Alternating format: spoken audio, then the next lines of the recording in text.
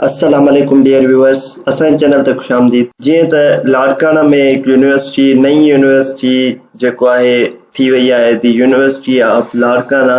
ही undergraduate program 2024-25 university of Larkana में admissions announce थी चुकिया आहिनि।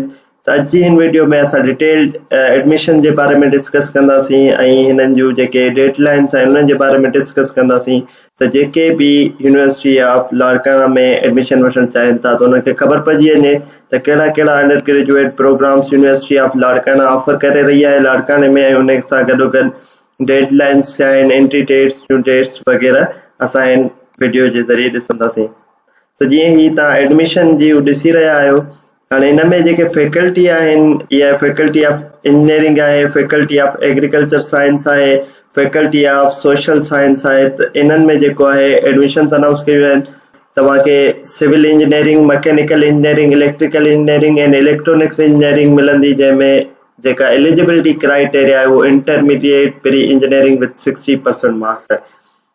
जेका फैकल्टी ऑफ एग्रीकल्चर साइंस आहे उनमें BSc एग्रीकल्चर ऑनर्स ऑफर कई वञे थी, जंहिंमें intermediate pre engineering pre medical with 50% marks आहे। उन सां गॾोगॾु faculty of social science and humanities आहे, जंहिंमें बैचलर ऑफ बिजनेस एडमिनिस्ट्रेशन आहे, BS English language and literature आहे, BS कंप्यूटर साइंस आहे।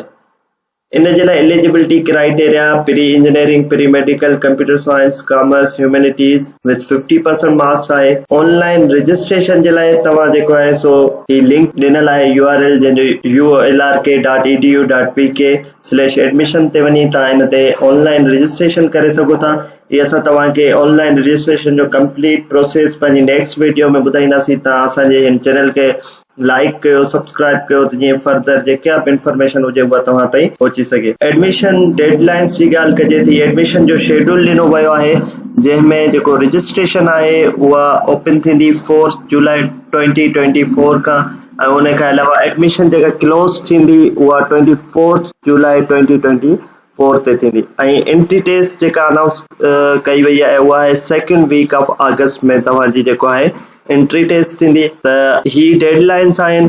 उमेद आहे तव्हांखे इंफॉर्मेशन मिली पई हूंदी। यूनिवर्सिटी ऑफ सिंध लारकाना में एडमिशन्स अची चुकियूं आहिनि। मज़ीद इन इंफॉर्मेटिव वीडियोज़ जे लाइ असांजे चैनल खे लाइक कयो, सब्सक्राइब कयो, ऐं रजिस्ट्रेशन जीअं स्टार्ट थींदी त उनजो असां तव्हांखे कंप्लीट प्रोसेस जेको आहे पंहिंजी नेक्स्ट वीडियो में ॿुधाईंदासीं। मज़ीद इन इंफॉर्मेटिव वीडियोज़ जे लाइ असांजे चैनल खे लाइक कयो ऐं सब्सक्राइब कयो त जीअं असांजी ईंदड़ हर नई वीडियो ताईं पहुची सघे। अल्लाह हाफ़िज़।